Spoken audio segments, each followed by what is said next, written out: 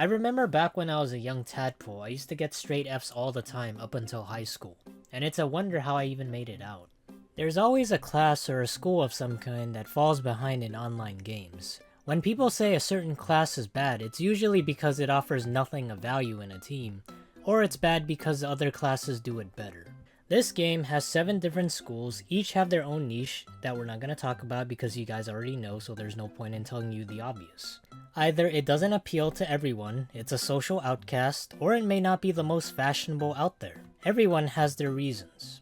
Only difference is this is a collective difference for everyone to look at and reflect upon.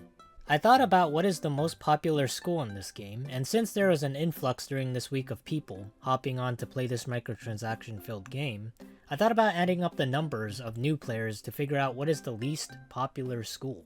I know I did this recently and a couple years ago, but things have changed and people get old, like me.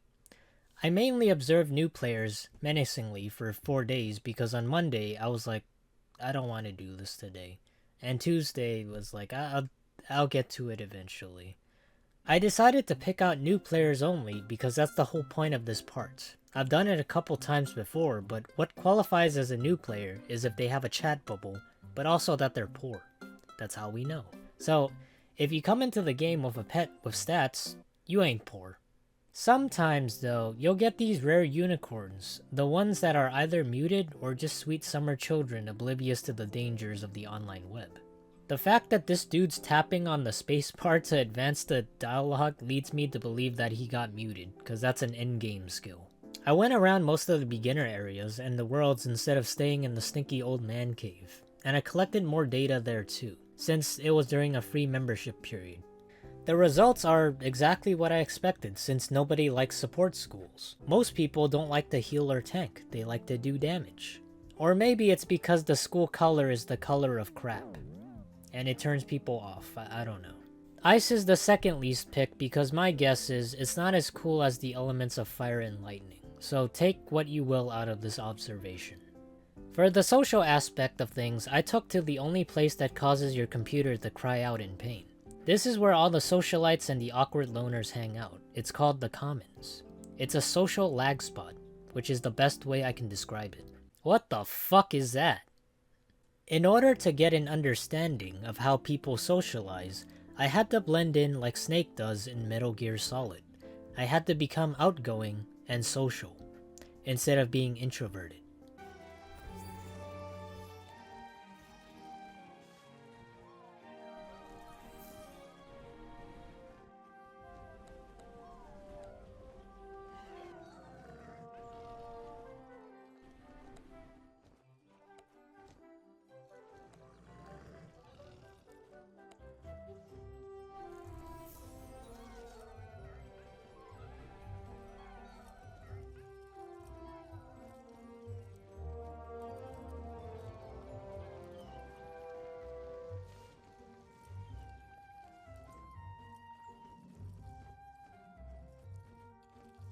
I kept track of the amount of people there were over the course of a couple days, and the results are MIF is the most anti-social school, along with balance. I don't have any strong opinions because I can't relate to outgoing people all that much. So maybe there's some logical aspect out there that I'm missing out on, besides popularity, but I can't figure that out. The next area I spent time doing is PvP, which is player versus player. And it was difficult since there was a bunch of books here, but overall I went with the max level since that's where most people spend their time. Why is there 98 pages on this? There's 4 different leagues, and I'm not counting up all of them, okay, so we're just gonna go with the highest. I did this for you. I sat here for what seemed like an hour counting a third of this shit because I ain't counting all 98 pages of this. There's no sort by school feature, so I counted 36 pages, or a third of the leaderboard. And as it turns out, Ice is the lowest out of the data I gathered. Now what does this mean? It means that most people should play the school more. Think what you will about the graph here. I'm not involved in any of the wizard wars. I'm just a bystander that's merely observing, and I was curious. The next thing I measured was the people who sit in the front of the class with their hands together. These are the overachievers who don't settle for anything less than perfect. These are the people who want stars on the good noodle board. And there's 358 pages of this. Yeah, I'm not counting all that. So I counted 54 pages instead. I had to bring up my second monitor and sit here for an hour sorting everything and contemplating why am I even doing this. It wasn't that bad though, because I got to sing karaoke while entering data. It's just like accounting.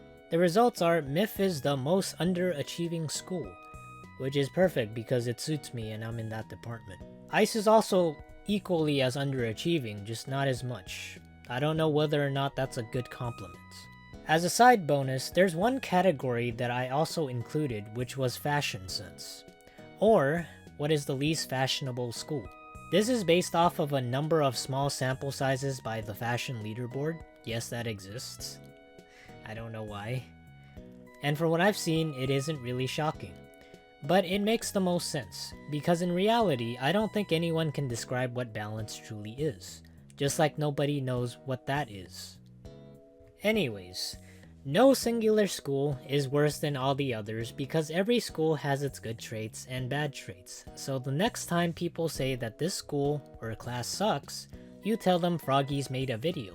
See, it only sucks because it's not popular or fashionable.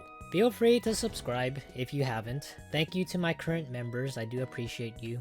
And with that, hope you take care, and see you guys.